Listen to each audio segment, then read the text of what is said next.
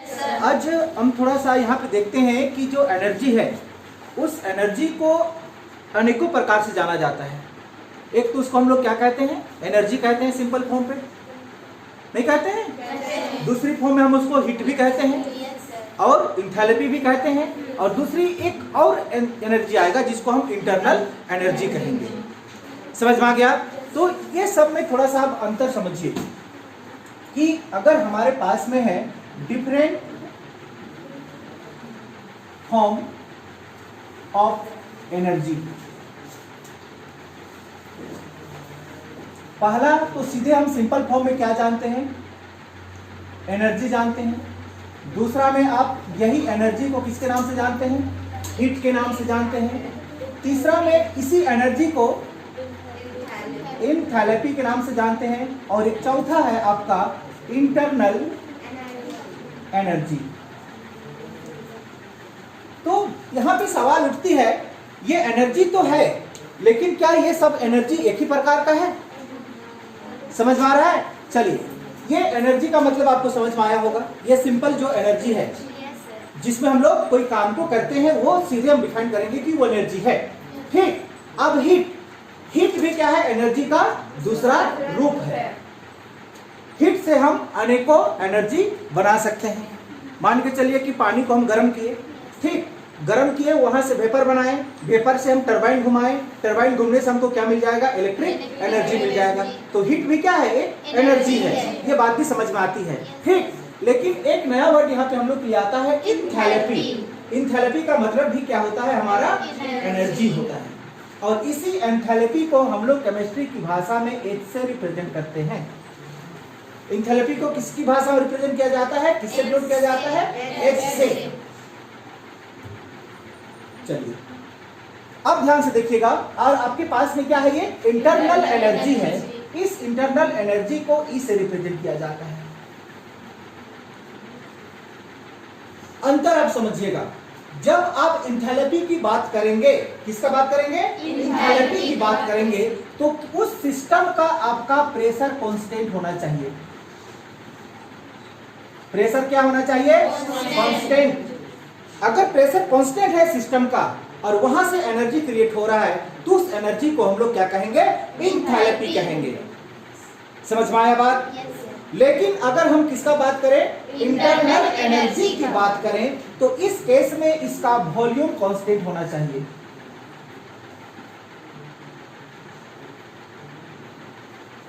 Volume क्या होना चाहिए, कांस्टेंट होना चाहिए। इसका मतलब यह हुआ कि अगर आपका वॉल्यूम कांस्टेंट है और वहां से एनर्जी निकल रहा है, कहां से, सिस्टम से, तो उस एनर्जी को आप इंथैल्पी नहीं बोल सकते हैं, उसको आप क्या बोलेंगे, इंटरनल एनर्जी बोलेंगे। बात समझ में आया? उसी तरह से सिस्टम से, अगर सिस्टम में प्रेशर कांस्टेंट है और एनर्जी क्रिएट हो रहा है, तो उसको हम लोग क्या बोलेंगे, इंथैल्पी बोलेंगे, ना कि इंटरनल एनर्जी बोला जाएगा। समझ पाई बात? तो ये फर्क होती है। चलिए, अब यहाँ पे देखें इंथैल्पी, तो ये इंथैल्पी आपका अनेकों प्रकार की होती है। समझ में आ गया? ये इंथैल्पी आपका अनेकों प्रकार की होती है। यहाँ पे हम 2-4 एग्जांपल आपको दे दें। ठीक, चलिए, पहला जो इंथैल्पी होता है, उस इंथैल्पी को हम लोग जानते हैं फॉर्मेशन इंथैल्पी के नाम से। फॉर्मेशन इंथैल्पी, देखिए, आप फॉर्मेशन इंथैल्पी का मतलब क्या हुआ कि किसी चीज को हम क्या कर रहे हैं, बना रहे हैं। कैसे करके बना रहे हैं, उसका प्रेशर को कांस्टेंट रख के, तब बनाने के दौरान कोई एनर्जी क्या हो, क्रिएट हो, तो उसको हम लोग कैसा एनर्जी कहेंगे, फॉर्मेशन इंथैल्पी कहेंगे। समझ में आ गया? चलिए, दूसरा कंब्यूशन इंथैल्पी। कंब्यूशन का मतलब होता है दहन, किसी को जलाने। जब जलाते हैं तो इसको भी जलाएंगे, तो किस केस में जलाएंगे, उसका प्रेशर को कांस्टेंट में रख के, तभी वो इंथैल्पी होगा। समझ पा रही है बात? तीसरा नंबर पे आइए, third number, neutralization enthalpy. Neutralization enthalpy neutralization enthalpy का क्या मतलब कि कोई चीज मान के चलिए कि कोई हाई है और कोई लो है, तो दोनों को हम क्या कर देंगे, न्यूट्रल कर देंगे, यानी कि बराबर कर देंगे। लेकिन किस केस में न्यूट्रल करेंगे, प्रेशर को कांस्टेंट में रख के, तभी वो हमारा इंथैलेपी कहलाएगा, अदरवाइज वो इंथैलेपी नहीं कहलाएगा। समझ पा रही है बात? चलिए और देखिए, वेपोराइजेशन इंथैलेपी, क्या इसका मतलब समझ पाई? जब हम किसी को क्या करेंगे, वेपर में कन्वर्ट करेंगे। वो लिक्विड फॉर्म पे है तो उसको हम किस में कन्वर्ट करेंगे, वेपर में कन्वर्ट करेंगे। लेकिन इस केस में भी क्या होगा, आपका प्रेशर कांस्टेंट होना चाहिए। समझ पाई बात? आगे और थोड़ा सा देख लेते हैं हम लोग। 5 नंबर, ट्रांजिशन इंथैलेपी।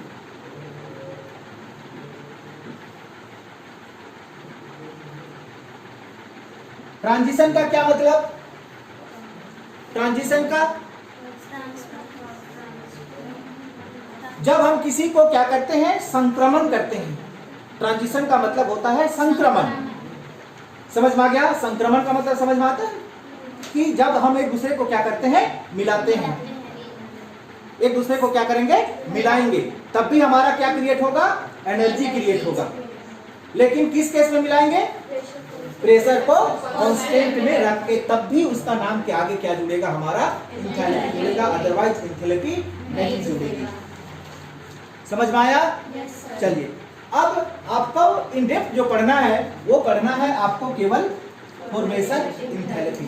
ये फॉर्मेशन इंथैलेपी बेसिकली 2 प्रकार की होती है।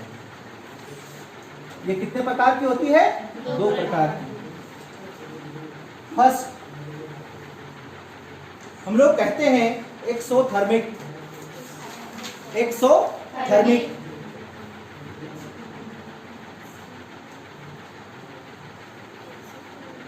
रिएक्शन,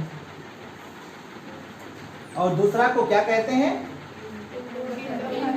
दूसरा को कहते हैं इंडोथर्मिक रिएक्शन। एक्सोथर्मिक का हिंदी होता है उष्माक्षेपी। क्या? उष्माक्षेपी अभिक्रिया, और इसका मतलब होता है उष्माशोषी अभिक्रिया। आप हिंदी में भी नोट कर लेंगे, आप 9-10 में पढ़े होंगे उष्माशोषी और उष्माक्षेपी।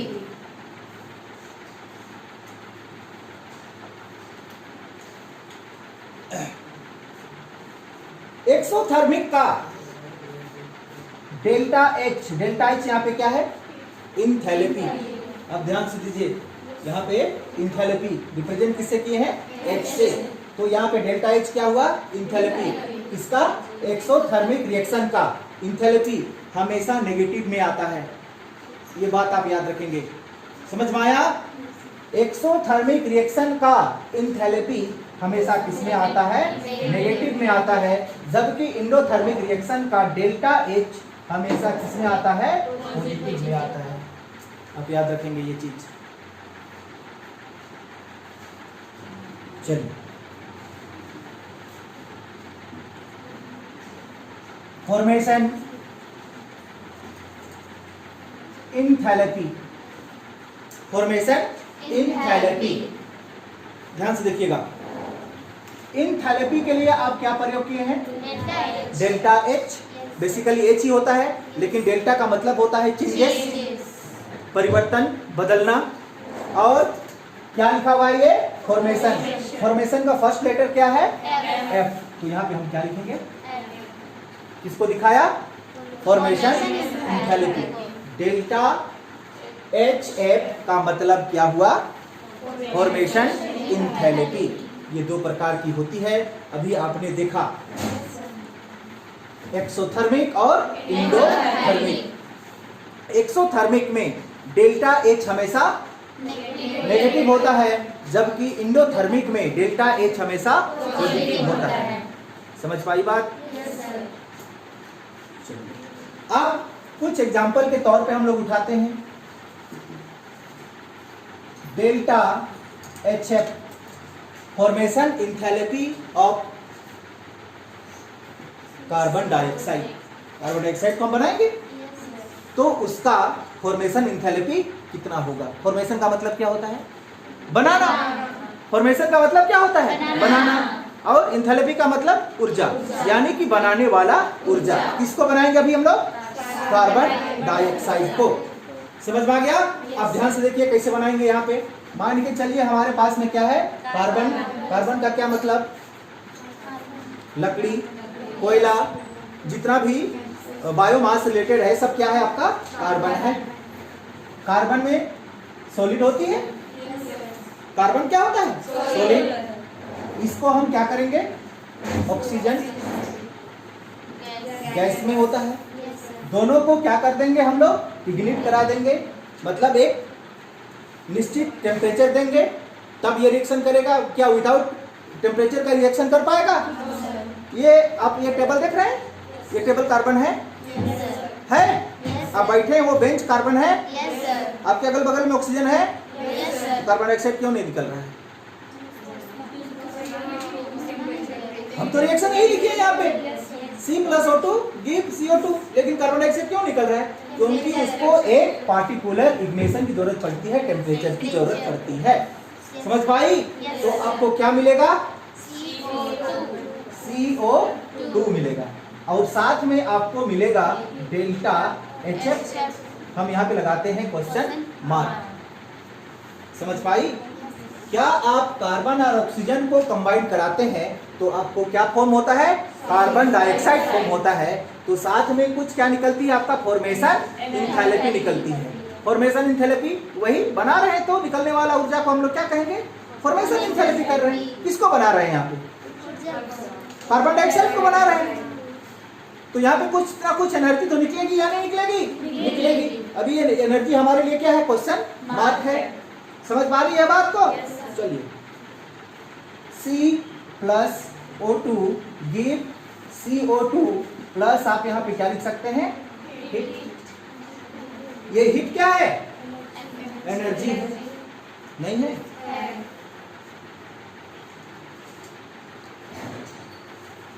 समझिएगा बढ़िया ढंग से इसको, और ध्यान से देखिए। C+O2 हीट प्लस में है, इधर लेके लाएंगे तो माइनस प्लस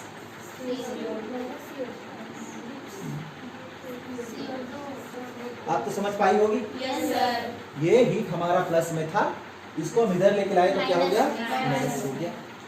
इसका क्या मतलब आप क्या समझे यहाँ पे कि ये हीट हमारा कहाँ से जनरेट हुआ था? C और O को जलाने से। समझ में आया? क्या बना था? CO2 बना था और साथ में क्या निकला था? आपका हीट निकला था। तो एक सवाल यहाँ पे, आपके पास में C+O2 है और एक तरफ क्या है? CO2 है। मेरा सवाल है कि इस दोनों में किसका एनर्जी ज्यादा है? जल्दी बताइए, किसका एनर्जी ज्यादा है? CO2 का एनर्जी ज्यादा है। जल्दी बताइए, मेरा सवाल समझ पाई तुम लोग? एक बार फिर से ध्यान देना कि C और O को मतलब O2 को हम क्या किए? कंबाइन कराए तो हमको क्या मिला? CO2 मिला, प्लस साथ में क्या दिया? हीट दिया। क्या दिया? हीट दिया। अब ये प्लस में है, हीट दिया। हीट को हम इधर लेके लाए तो क्या हो गया? माइनस हो गया। तो मेरा सवाल कि एक तरफ आपका C+O2 है और एक तरफ CO2 है, तो किसका एनर्जी ज्यादा है? सिंपल लॉजिक है, आप समझिए थोड़ा सा। चलिए, C+O2 का एनर्जी ज्यादा है, तभी तो ये आपको यहाँ पे क्या दिया था? एनर्जी दिया था। इसका एनर्जी नहीं रहता तो क्या आपको यहाँ पे हीट देता? नहीं देता। समझ में आया? तो कितना एनर्जी दिया था उसको आप इसमें घटा देंगे तो उतना एनर्जी निकल जाएगा। क्या बात समझ में आया? और एक सवाल, अब बताइए यहाँ पे ये हमारा एक्सोथर्मिक रिएक्शन है कि इंडोथर्मिक रिएक्शन है? क्या है? एक्सोथर्मिक रिएक्शन है, क्योंकि ये उष्मा छेपी है, उष्मा निकाल रहा है रिएक्शन के दौरान। अगर ये उष्मा निकाल रहा है तो डेल्टा HF आपका किस में आएगा? नेगेटिव में आएगा। सवाल का जवाब मिल गया। कुछ भी वैल्यू आए लेकिन वो वैल्यू किस में आएगा? नेगेटिव में आएगा। पकड़ पा रही है केमिस्ट्री? हाँ।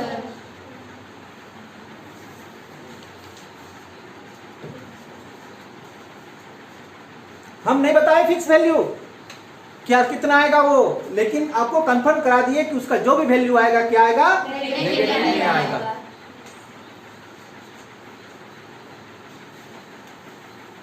और आगे भी थोड़ा सा आगे हम बढ़ेंगे ना तो ये भी चीज आपको क्लियर हो जाएगी कि कैसे माइनस आता है और कैसे प्लस आता है। ठीक, चलिए आगे बढ़ते हैं। हमको लगता है कि फॉर्मेशन एंथैल्पी आपको समझ में आ गया होगा।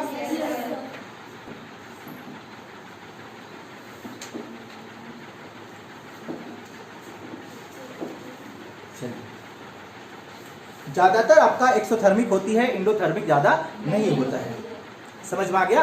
कुछ पार्टिकुलर रिएक्शन ऐसे हैं जो हमारा क्या होता है? इंडोथर्मिक होता है, उष्माशोषी होता है। नहीं तो अधिकांश आपका रिएक्शन क्या होता है? उष्मा छेपी है, मतलब अभिक्रिया के दौरान वो वहां से उष्मा रिलीज करती है। ठीक, आगे थोड़ी सी बात हम समझ लेते हैं। इंटरनल एनर्जी,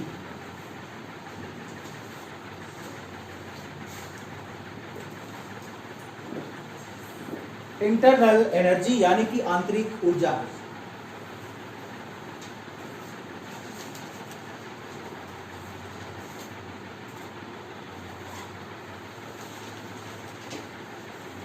समझिएगा मेरा बात को ध्यान से। दुनिया में जितनी भी प्रकार का एनर्जी है, दुनिया में जितनी भी प्रकार का एनर्जी है, वो एनर्जी किसी सिस्टम के अंदर पे क्या होता है? प्रेजेंट होता है। उसी को हम लोग क्या कहते हैं? इंटरनल एनर्जी कहते हैं। बात समझ में आया मेरा? आपके पास में कोई सिस्टम है, उस सिस्टम के अंदर पे दुनिया में जितने भी प्रकार का एनर्जी है, वो एनर्जी उसके अंदर पे उपस्थित होता है और उसके लिए वही क्या कहलाता है? उसका इंटरनल एनर्जी कहलाता है। लिख लेंगे, the entire energy, the entire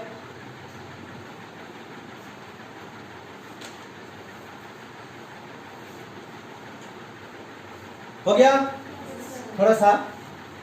the value of internal energy depend on the nature of matter. Internal energy किसके प्रकृति के ऊपर निर्भर करता है? मैटर के प्रकृति के ऊपर निर्भर करता है, क्योंकि हमारे पास में बहुत तरह से क्या है? मैटर है। कोई सोना है, चांदी है, लकड़ी है, बहुत सारा सिस्टम है, तो सबका इंटरनल एनर्जी क्या होगा? अलग अलग होगा। नहीं होगा? समझ पा रही है मेरा बात? अगर लोहा को ज्यादा गर्म करेंगे तो वो मेल्ट हो जाएगा, पिघल जाएगा, लेकिन लकड़ी को ज्यादा गर्म कर जाएगी तो वो जल जाएगा।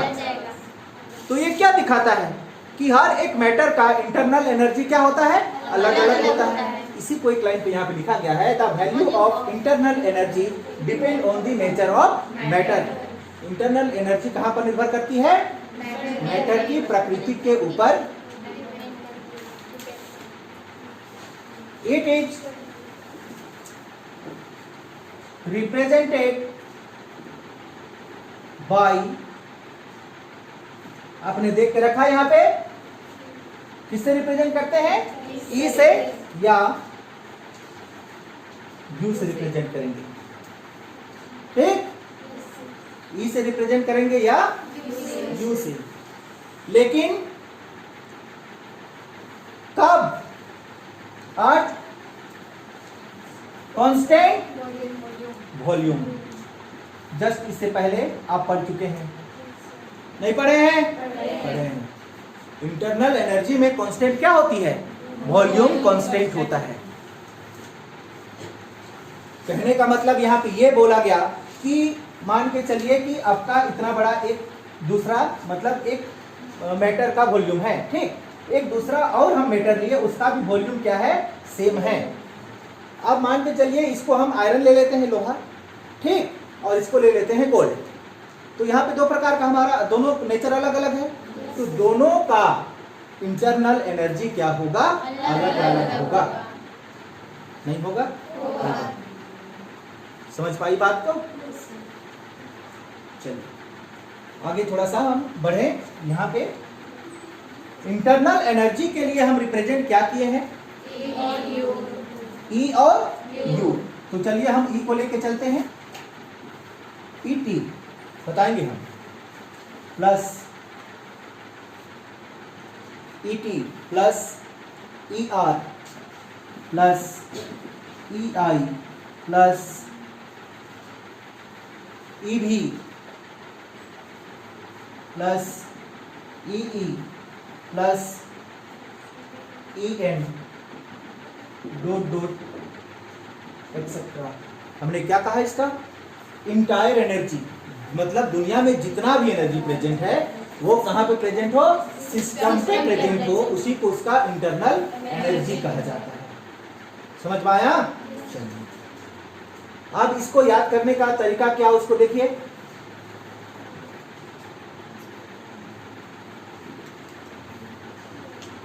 याद हुआ? त्रिविन नहीं, पढ़िए, Triven, T R I V E N. याद हुआ एनर्जी का नाम? आप बताते हैं ये एनर्जी कौन कौन सी एनर्जी है। देखिए आपके पास में फर्स्ट नंबर पे कौन सा एनर्जी था, ई फोर, तो आपको जानते हैं ई का मतलब क्या होता है, इंटरनल एनर्जी, और टी का मतलब होता है यहाँ पे ट्रांसलेशनल इंटरनल एनर्जी। हाँ,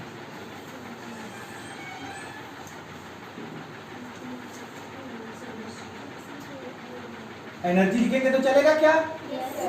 ई का मतलब आप क्या समझेंगे, इंटरनल एनर्जी। दूसरा हमारे पास में क्या है, ई आर, आर का मतलब रोटेशनल एनर्जी। आर का मतलब क्या हुआ, रोटेशनल एनर्जी। तीसरा में आपने क्या लिखा, आई, ई नहीं है, आई का मतलब हुआ इंट्रैक्शनल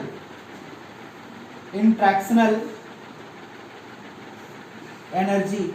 इंट्रैक्ट का मतलब क्या, आकर्षित करने वाला बल, ठीक। चौथा नंबर आइए, क्या लिखे हैं, भी, वाइब्रेशनल एनर्जी, वाइब्रेशनल एनर्जी। और आगे आइए, क्या लिखे हैं, ई से इलेक्ट्रॉनिक्स एनर्जी। 6 नंबर आइए, क्या लिखे हैं, एन, न्यूक्लियर एनर्जी।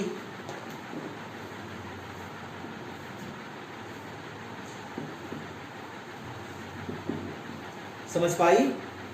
डाउट है? इसका मतलब और भी बहुत सारे एनर्जी होते हैं, और वो टोटल एनर्जी कहां पे प्रेजेंट होते हैं, सिस्टम पे प्रेजेंट होते हैं, और वही एनर्जी को क्या कहा जाता है, इंटरनल एनर्जी। समझ पाई? आप ये वर्ड याद रखेंगे, Triven, T for translational, R for rotational, I for interactional, V for vibrational, E for electronics, N for nucleus। इतनी सारी एनर्जी एक ही सिस्टम के अंदर पे क्या होता है, प्रेजेंट होता है। मान के चलिए हम एक मेरा ही बॉडी को मान के चलते हैं कि मेरा बॉडी एक सिस्टम है, तो क्या मेरा बॉडी के अंदर पे ये सारी एनर्जी नहीं है? है? नहीं है? बिल्कुल है, सबका में है ये एनर्जी। समझ पा रही है? और ये टोटल एनर्जी को हम लोग क्या कहते हैं, इंटरनल एनर्जी कहा जाता है। चलिए अब ये जो इंटरनल एनर्जी पढ़े, ये किस तरह से बदलता है। एनर्जी है तो क्या होगा, ये बदलेगा, लेकिन किस तरह से बदलेगा तो हम लोग जानते हैं। टॉपिक देंगे इंटरनल एनर्जी चेंज।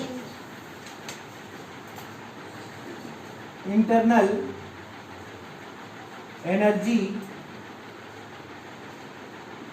चेंज कैसे कैसे बदलेगा उसको देखते हैं।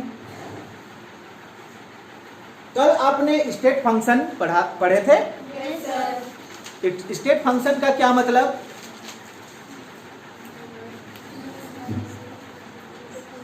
इंटरनल एनर्जी यहां पे क्या है, स्टेट फंक्शन है, नहीं है स्टेट फंक्शन। स्टेट फंक्शन का क्या मतलब कि अभी वो कितना टेम्परेचर है और कुछ देर बाद में कितना टेम्परेचर होगा, अभी उसका प्रेशर कितना है, थोड़ा देर बाद में उसका प्रेशर क्या होगा, यही क्या है उस सबका स्टेट फंक्शन है। तो जो अभी है और जो फाइनल में होगा, उस दोनों को हम क्या कर दें, डिफरेंस कर दें, तो हमको बदला हुआ इंटरनल एनर्जी निकल जाएगा। नहीं समझ में आया? समझ पा रही है मेरा बात को? और एक बार समझाएं कि मान के चलिए कि आपके पास में अभी 50 केजी उठाने की कैपेसिटी है, ठीक। अब कुछ समय बाद में आप 50 केजी नहीं उठा सकते हैं, नहीं उठा सकते हैं। क्यों नहीं उठा सकते हैं? क्योंकि आपका एनर्जी बदला, नहीं बदलता है क्या? बदलता है। तो कितना बदला, कितना बदला? अभी जो आप जितना एनर्जी से वजन को उठाए और फाइनल में जितना एनर्जी से उस वजन को उठाएंगे, दोनों का अंतर उतना से वो बदला। कौन बदला? अंदर का एनर्जी बदला। इसी को हम लोग क्या कहते हैं, इंटरनल एनर्जी चेंज कहेंगे। क्या मेरा बात समझ में आ रहा है? अभी आपका वजन 50 किलो है, ठीक। 2 दिन बाद आपका वजन 60 किलो हो जाए, होगा कि नहीं होगा? अब जब हम लोग सभी जन्म लिए थे तो 2.5 किलो का थे, 1.5 किलो का। आज वजन बोलो तो क्या यहाँ पे मास नहीं बदली? तो मास बदला मतलब कौन बदला? हमारा अंदर का एनर्जी बदला। तो कितना बदला? मतलब इनिशियल से लेकर फाइनल तक का बीच का अंतर आपका क्या कहलाएगा? इंटरनल एनर्जी चेंज कहलाएगा। मतलब ये किसको दिखा रहा है? स्टेट फंक्शन को दिखा रहा है कि आप 20 साल पहले, 18 साल पहले इतना बड़ा थे, आपका अवस्था ऐसा था, आज आप हट्टा कट्टा नौजवान बन गए, है कि नहीं? तो ये आपको, आपका किसको ये दिखा रहा है? स्टेट को दिखा रहा है, अवस्था को दिखा रहा है। तो कितना बदला वो, आप खुद समझ पा रहे होंगे कितना बदले आप। वही उसका क्या कहलाएगा? इंटरनल एनर्जी चेंजेस कहलाएगा। ये सिर्फ समझने के लिए था। समझ पाए बात को? तो लिख लीजिए यहाँ पे, this is a state function, this is a state, समझ में आया? ऑफ द सिस्टम लिख दीजिए, स्टेट ऑफ द सिस्टम। अगर हम लोग से कंपेयर करें तो हम लोग भी सिस्टम ही है, नहीं है? सिस्टम है, सिस्टम। चलिए अब समझिए यहां पे, ठीक, कि आपके पास में ये देखिए कि ए है कोई चीज, मान के चलिए ये रिएक्टेंट है। ये क्या है? आपका रिएक्टेंट है।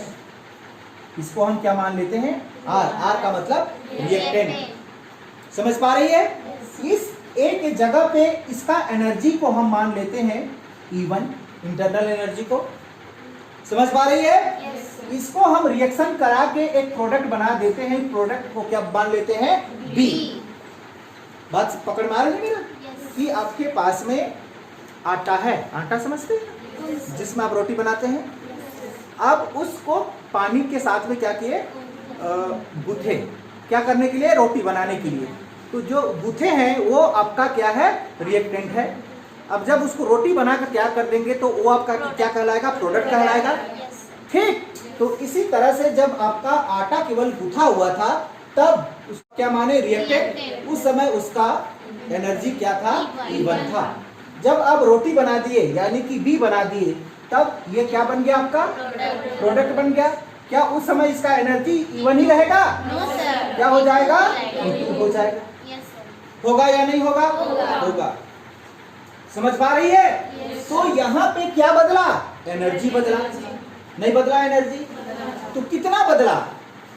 बदलने का मतलब डेल्टा ई, बदलाव को किससे रिप्रेजेंट करते हैं, डेल्टा से, और ई मतलब एनर्जी, चेंज इन एनर्जी। कितना बदला, E2 माइनस घटा दीजिए, आपका बदला हुआ एनर्जी निकल जाएगा। नहीं समझ में आया? आया। दूसरा केस में समझना चाहते हैं तो ये भी लिख सकते हैं, डेल्टा ई इक्वल टू, ये क्या है, ई आर माइनस ईपी। हाँ गलत लिख दिए, प्रोडक्ट में ज्यादा होता है ना। हाँ ये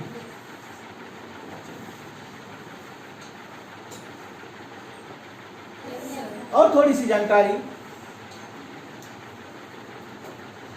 सपोज फर्स्ट केस में EP is greater than ER। क्या बात समझ में आया? कि आपका प्रोडक्ट रिएक्टेंट से ज्यादा एनर्जी वाला है, तब इसका डेल्टा ई, इसका डेल्टा ई माइनस में आएगा या प्लस में आएगा? मेरा सवाल क्या समझ पाई? कि P का मतलब प्रोडक्ट, R का मतलब रिएक्टेंट। प्रोडक्ट के पास में रिएक्टेंट से ज्यादा एनर्जी है, यही दिखा रहा है ये। तो इसका डेल्टा E प्लस में आएगा या माइनस में आएगा? मेरा सवाल बोलिए जल्दी। प्लस में आएगा। किस में आएगा? प्लस में आएगा। क्या पकड़ पाई? Yes sir.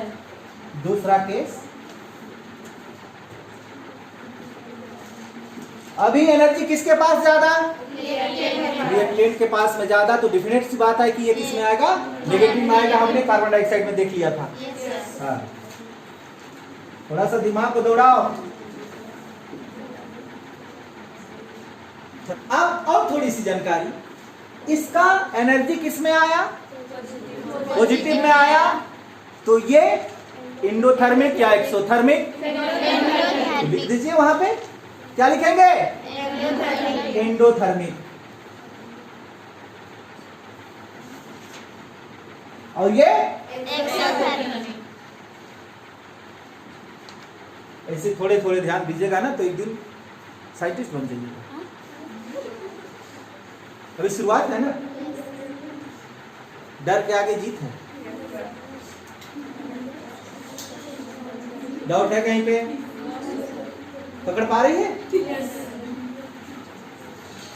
चले आगे। Yes sir. द रीजन, हाँ एक अलग टॉपिक है। The reason for the change of internal energy.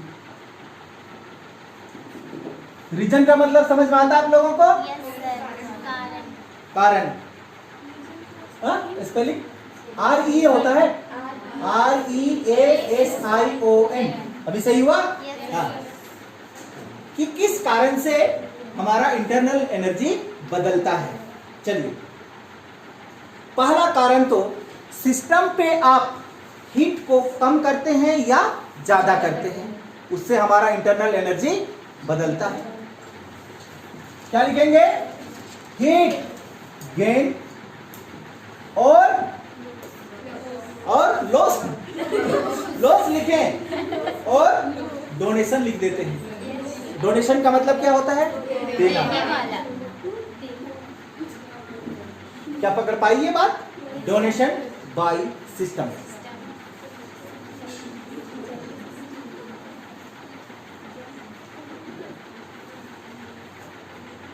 System के द्वारा बढ़ाना या देना, मतलब घटाना, इसका मतलब यही होगा। ठीक।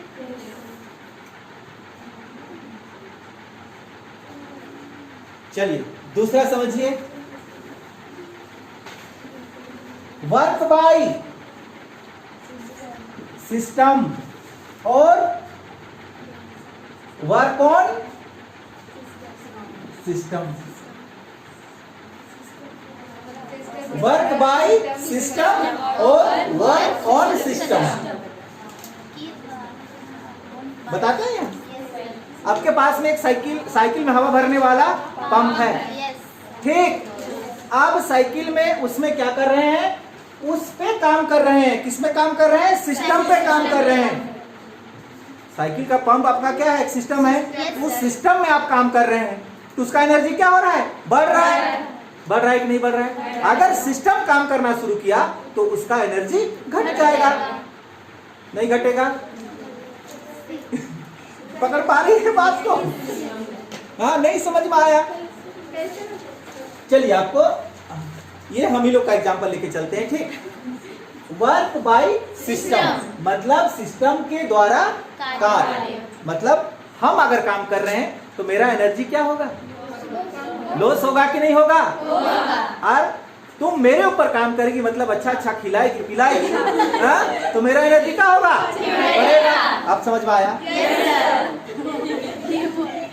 ये बाई और इधर ऑन, हाँ पर, ये द्वारा और पर, ठीक। चलिए तीसरा देखते हैं।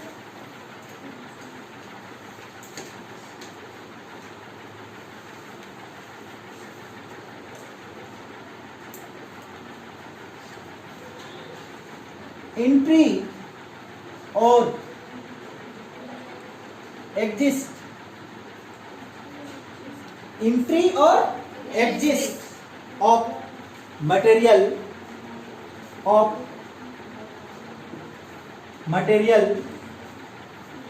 Of the system. क्या बात समझ में आया? ये कोई सिस्टम है, वहां से मटेरियल आपका अंदर जाता है या आप उस मटेरियल को बाहर निकालते हैं, तब भी उसका इंटरनल एनर्जी क्या होगा, चेंज होगा, नहीं होगा? आप एक ग्लास लिए, ग्लास से ओपन सिस्टम में गर्म किए तो उसका मटेरियल क्या होगा, ऊपर मतलब सराउंडिंग में चला जाएगा, तो उसका एनर्जी धीरे धीरे क्या होने लगेगा, घटेगा। उसमें आप डालेंगे तो उसका एनर्जी क्या होगा, बढ़ेगा। तो इंटरनल एनर्जी चेंज किस केस में हो रहा है, किस कारण से हो रहा है कि हम मटेरियल को क्या करा रहे हैं, सिस्टम में एंट्री करा रहे हैं या एग्जिस्ट करा रहे हैं। उसके कारण से यहाँ पे हमारा इंटरनल एनर्जी क्या हो रहा है, बदल रहा है। चलिए एग्जाम्पल में ज्यादा अच्छा समझ में आएगा, क्योंकि हम दुनिया का कोई भी एग्जाम्पल दें, जब तक केमिस्ट्री का एग्जाम्पल नहीं देंगे तब तक ये अधूरा रहता है, ठीक। चलिए ध्यान दीजिएगा। H2O क्या है, ये H2O लिक्विड कंडीशन पे है, वाटर है, अभी इसका कंडीशन क्या है, लिक्विड है। समझ में आया? अगर आप इसको क्या कर देते हैं, ठंडा कर देते हैं, अच्छा से समझेगी बात को, क्या कर देते हैं, ठंडा, कूल, तो H2O क्या बना, सॉलिड बनेगा। और साथ में क्या रिलीज करेगा, क्या रिलीज करेगा? साइंस का स्टूडेंट नहीं है तुम लोग। ये नॉर्मल टेम्परेचर है, मतलब 25 डिग्री से 28 डिग्री टेम्परेचर है इस पानी पे। इसको आप ठंडा कर रहे हैं, तो ठंडा किए तो क्या बना, वो सॉलिड। तो कब ठंडा हुआ, 0 डिग्री सेल्सियस से नीचे जब लाए तब। तो आपका जब पहले यहाँ पे 25 से 28 डिग्री जो सेल्सियस टेम्परेचर था वो कहाँ गया, यही है। तो हीट रिलीज किया कि नहीं किया, ये सेंस लगाओ ना थोड़ा सा। ये नॉर्मल वाटर है, नॉर्मल वाटर में क्या वो हीट नहीं रहता है, 22 डिग्री 25 डिग्री 28 डिग्री तक टेम्परेचर रहता है जनरल पानी पे। उसको आप क्या किए, ठंडा किए, तो वो लिक्विड से क्या बना, सॉलिड बना। तो 25 डिग्री टेम्परेचर किधर, हीट के रूप में बाहर निकला। समझ पा रही है? तो ये हीट रिलीज किया कि नहीं किया? अब आपके पास में क्या है, सॉलिड है। आप यहाँ पे क्या देंगे इसको, तब H2O बनेगा, लेकिन क्या बनेगा, अब क्या किया, इसको हिट दिए और वो आपको हिट दिया। समझ पा रही है बात को? पकड़ में आता है कि नहीं? ये आपको हिट दिया जबकि आप इसको हिट दिए। समझ में आया कि नहीं समझ में आया? अभी पूछ रहा हूं क्वेश्चन, ये आपका रिएक्टेंट, ये आपका प्रोडक्ट, ये आपका रिएक्टेंट, ये आपका प्रोडक्ट। ठीक, अब हम यहाँ पे लिखते हैं ER और एक तरफ लिखते हैं EP। बताओ किसका एनर्जी ज्यादा? ये आपका रिएक्टेंट, ये आपका प्रोडक्ट। मेरा सवाल कि रिएक्टेंट के पास में ज्यादा एनर्जी या प्रोडक्ट के पास ज्यादा एनर्जी?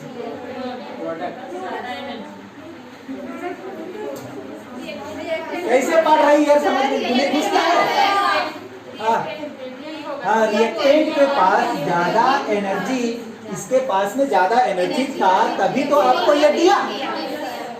नहीं, इसके पास में नहीं रहता तो देता वो? तुम्हारा पॉकेट में 10 रुपया नहीं है, हम बोले कि 2 तो 5 रुपये कहाँ से देगी? है रहेगा तब न देगी। तो इसके पास में था तब नहीं ये दिया। नहीं समझ में आया? आया। इसे नहीं समझती है तुम लोग। तो इसका डेल्टा E प्लस की माइनस, इसका डेल्टा E प्लस की माइनस? माइनस। तो ये इंडोथर्मिक की एक्सोथर्मिक? समझ में आया? लिखेगी सामने। दूसरा कंडीशन पे आइए। ये इधर वाला भाग क्या हुआ आपका? रिएक्टेंट। ये क्या हुआ? प्रोडक्ट। आप बताइए इस केस में EP की ER? बताइए EP।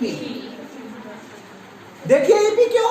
क्योंकि इसके पास में आप हीट दिए, मतलब इसमें जोड़ दिए और ये प्रोडक्ट बना, तो ये एनर्जी आपका साथ में इधर गया कि नहीं गया? तो इसमें एनर्जी किसके पास ज्यादा? इसके पास ज्यादा। समझ पा रही है? तो इसका वैल्यू प्लस की minus? Positive. Delta E equal to positive. तो चलिए थोड़ा सा और आगे देखते हैं हम लोग। Characters of internal energy. Internal energy का चरित्र कैसा होता है? कैरेक्टरिस्टिक लिख दीजिए ऑफ इंटरनल एनर्जी।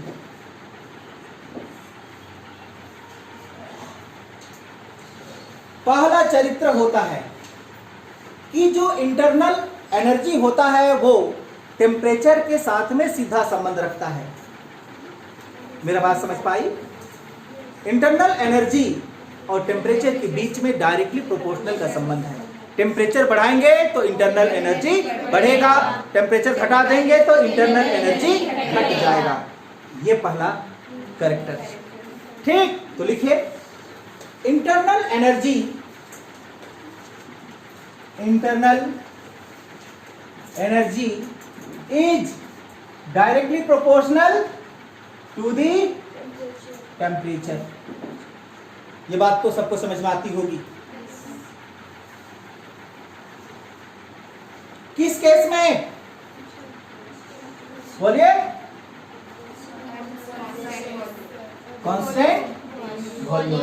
वॉल्यूम को घटाइएगा बढ़ाइएगा तो टेम्परेचर थोड़े काम करेगा। दूसरा सिस्टम देखिए, fan in adiabatic process.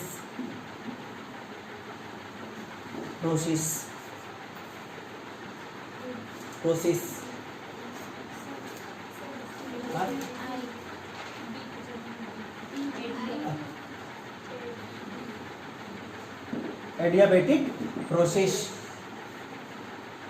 The gas cool down. The gas cool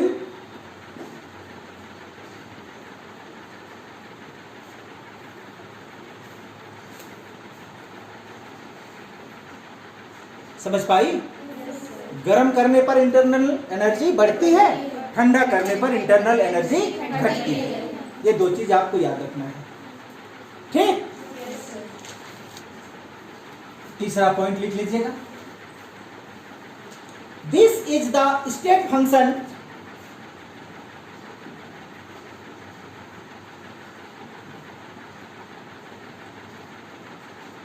delta E equal to कितना, साइक्लिक प्रोसेस की बात कर रहे हैं हम।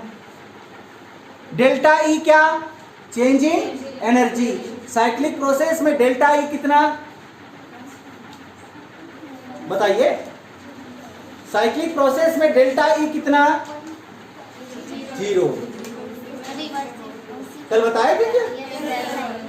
जहां से आप बनाना स्टार्ट किए हैं, आप कुछ भी बनाए लेकिन फिर से आपको वही बनाना है, तो कहाँ एनर्जी यहाँ पे बदला, जैसा का तैसा। समझ पाई? आ रहा है समझ में कि आप ए को बी बनाए, बी को सी बनाए, सी को डी बनाए, फिर लेकिन डी फिर से क्या बना दिया, ए बना दिया, तो एनर्जी कहाँ बदला? आप ए से शुरू किए थे, फिर से आपको क्या मिला, ए मिला, तो कहाँ पे बदला एनर्जी? नहीं बदला। तो साइक्लिक प्रोसेस में डेल्टा ई का वैल्यू हमेशा क्या होता है, 0 होता है, आप याद रखेंगे। This is the extensive properties, है कि नहीं है? एक्सटेंसिव का मतलब क्या, किस पे डिपेंड करता है? हाँ, मैटर के साइज और क्वांटिटी पे डिपेंड करता है। तो ये कर रहा है कि नहीं कर रहा है? कर रहा है, किधरों घट रहा है, किधरों बढ़ रहा है, तो इसलिए ये हमारा कैसा प्रॉपर्टीज है, एक्सटेंसिव प्रॉपर्टीज है।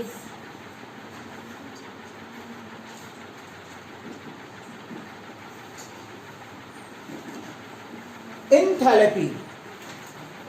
Enthalpy is the sum of, enthalpy is the sum, चलिए ना आपको समझाते हैं, समझिएगा बात को, यहाँ पे लिखिए, चलिए ध्यान से दीजिए, देखिए इधर, एंथैल्पी इज द सम, सम का मतलब जोड़ना, किसका, इंटरनल एनर्जी और प्रेशर वॉल्यूम का प्रोडक्ट, प्रेशर और वॉल्यूम का प्रोडक्ट और इंटरनल एनर्जी का सम, ये दोनों का प्रोडक्ट और इंटरनल एनर्जी का सम क्या कहलाता है, एंथैल्पी कहलाता है। क्या मेरा बात समझ पा रही है? तो समझो यहाँ पे, इंटरनल एनर्जी का सम और प्रेशर और वॉल्यूम का प्रोडक्ट, मतलब प्रेशर और वॉल्यूम को हम मल्टीप्लाई करेंगे और उससे जो वैल्यू आएगा उसका प्रोडक्ट होगा, होगा कि नहीं होगा? उसको और किसको जोड़ेंगे, इंटरनल एनर्जी को, वही क्या कहलाता है, किसी सिस्टम का एंथैल्पी कहलाता है। क्या मेरा बात समझ में आया? नहीं समझ पाई? आया। एंथैल्पी को रिप्रेजेंट किससे करते हैं, लिख देते हैं यहाँ पे, it is represented by H, H, ध्यान से चलिएगा, ठीक। H का क्या मतलब, enthalpy, internal energy, internal energy represent किससे किए, सम का मतलब प्लस, प्रेशर वॉल्यूम प्रोडक्ट। नहीं समझ में आया? आया। ये प्रोडक्ट है ना, मल्टीप्लाई हो,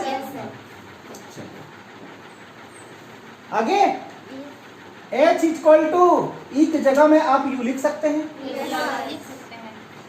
इंटरनल एनर्जी को हम E या U से रिप्रेजेंट किया है, एक बार लिखते हैं, U equal to also PV, H equal to U plus PV, ठीक। आगे, और डेल्टा H का मतलब क्या हुआ, change in enthalpy equal to delta E change in internal energy plus P delta we.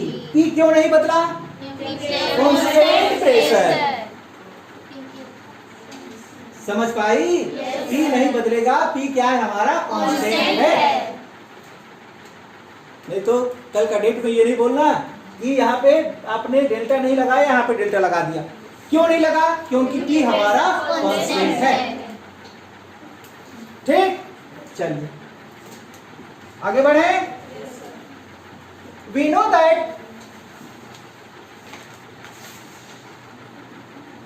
PV equal to nRT। नहीं जानते हैं? जानते हैं।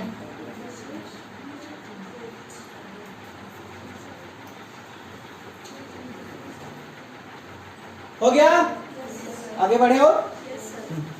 तो आपके पास में क्या डेल्टा H, ध्यान से दीजिए, देखिए इधर, delta H equal to delta E plus P delta V, यानी कि PV के फॉर्म पे है।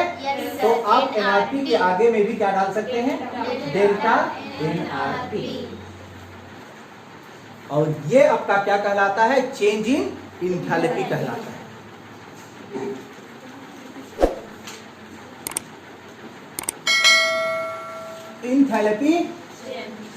इंथैल्पी चेंज को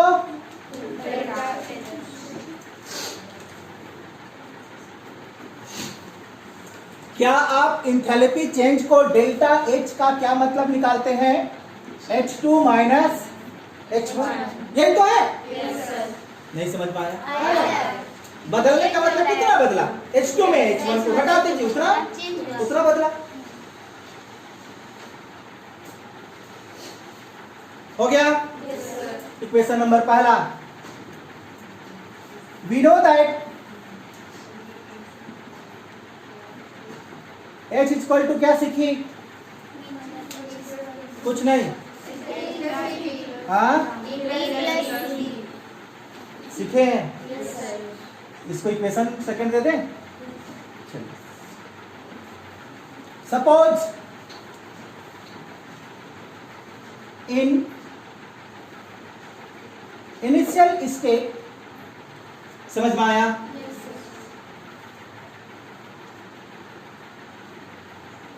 समझ पा रही है ये क्या लिखा गया है? नहीं समझ में आया? ध्यान से देखिए, ये आपका एक सिस्टम है, ठीक? ये इनिशियल स्टेट का, कहां की समय के लिए? इनिशियल स्टेट का, ठीक? इनिशियल स्टेट में इसका जो एनर्जी है वो E1, इसका इंथैल्पी H1 और वॉल्यूम V1। अब इसका स्टेट फंक्शन क्या हो गया? चेंज हो गया। हुआ कि नहीं हुआ? तो ये चलो बड़ा बना, छोटा बना, कुछ भी बना, लेकिन इसका स्टेट फंक्शन चेंज हो गया। अगर इसका स्टेट फंक्शन चेंज हुआ तो इसका इंटरनल एनर्जी बदला? नहीं बदला। इसका इंथैल्पी बदला, इसका वॉल्यूम भी क्या हो गया? बदल गया। समझ में आया? चलिए, फ्रॉम इक्वेशन सेकेंड ज्यादा अच्छा रहेगा। चलिए, फ्रॉम इक्वेशन सेकेंड ध्यान दीजिए, क्या लिखा हुआ है? H। तो यहां पे आप क्या लिख सकते हैं? H1 इक्वल टू E के जगह में E1 प्लस P हमारा P1 कांस्टेंट है, यही चीज याद रखना है। P हमारा क्या है? कांस्टेंट है। और V के जगह में क्या लिखेंगे? V1। अब तो बात समझ में आया होगा।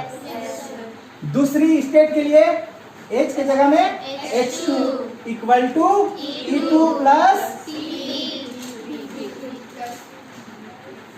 है ना?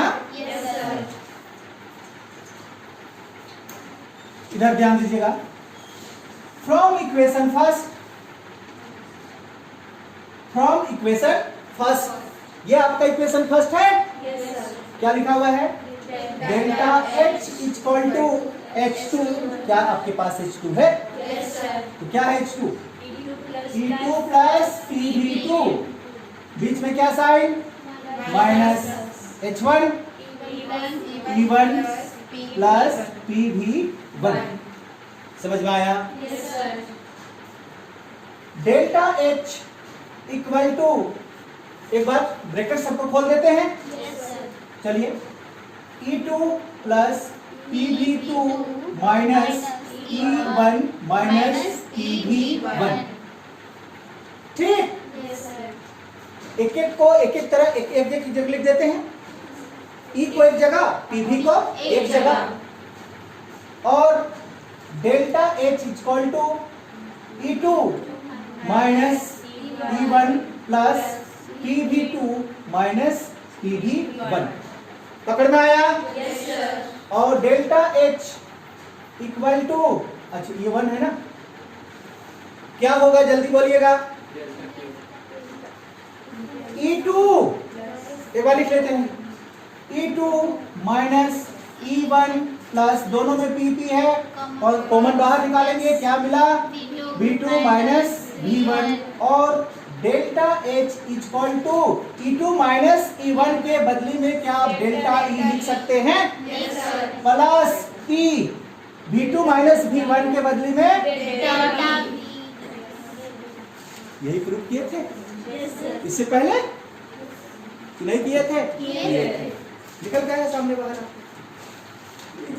Delta H equal to delta E plus delta NRT, PV equal to NRT. आया समझ में? Yes sir.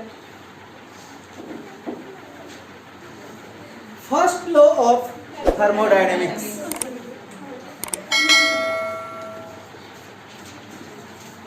First law of thermodynamics,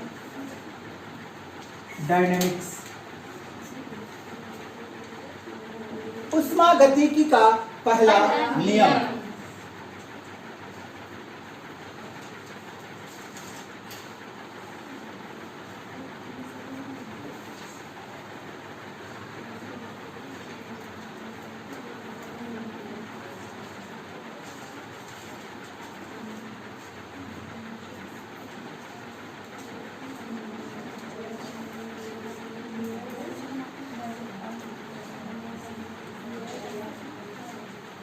हेल्मटोल्ज ना, ये मिला था, इस लॉ को दिया था इन्होंने 1940 में।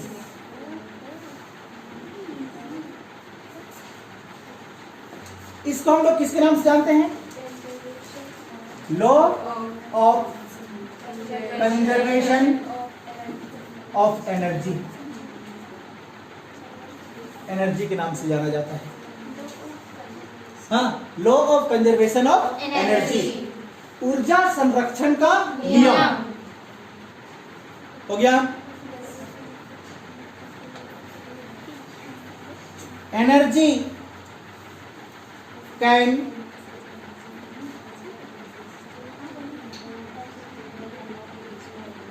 नाइदर बी, समझ पाई होगी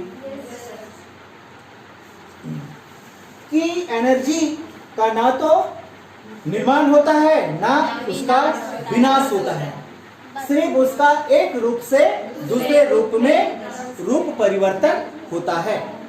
समझ में आया? चलिए आपको हम बताते हैं कि कैसे रूप परिवर्तन होता है। आपने बल्ब जलाया, इलेक्ट्रिक एनर्जी यहाँ पे लगाया, आपको क्या मिला? रोशनी मिला। तो वो इलेक्ट्रिक एनर्जी यहाँ पे किस रूप में परिवर्तन हुआ? लाइट के रूप में। लेकिन वो लाइट आपका कहाँ जा रहा है? यही सराउंडिंग में कहीं ना कहीं उपस्थित होगा। वो एनर्जी जो यहाँ से निकल रहा है वो एनर्जी, ये कहता है थर्मोडायनेमिक्स का पहला नियम। एनर्जी को ना बना सकते हैं ना ही मिटा सकते हैं। पूरी दुनिया में जितना एनर्जी है उतना ही एनर्जी है, सिर्फ उसका अलग अलग रूप परिवर्तन होता है। समझ में आया?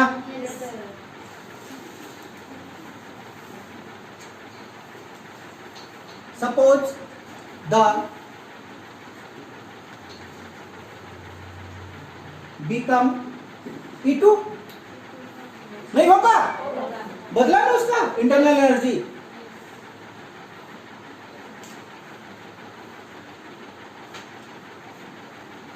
क्या समझ पाई यहाँ का भाषा कि किसी बॉडी का इंटरनल एनर्जी कितना है? E1 है। ये E1 एनर्जी में से आपको कितना एनर्जी दिया? Q एनर्जी दिया, और उससे आप कितना काम किए? W। तो इसका इंटरनल एनर्जी क्या हो गया? बदल गया। कितना बदला? E2 में बदल गया। समझ में आ गया? तो यहाँ पे E2 में बदला तो E2 किसके बराबर? E2 में बदला तो E2 किसके बराबर? मेरा सवाल, E2 किसके बराबर? E1 plus Q plus W के बराबर। यही तो बदला आपका E2 में। नहीं समझ में आया? यही तीनों चीज तो आपका किस में बदला? E2 में बदला। तो E2 किसके बराबर? E1 plus Q plus W के बराबर। समझ पा रही है? चलिए आगे ध्यान से देखिए। और E2 प्लस में है, इधर लेके लाइए, minus E1 equal to Q plus W।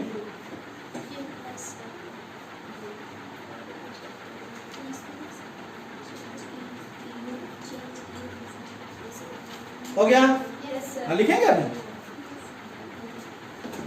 E2 minus E1 equal to change in internal energy. क्या इसको आप डेल्टा E लिख सकते हैं? तो ये दोनों के बदले में delta E equal to Q plus W। बात समझ में आया?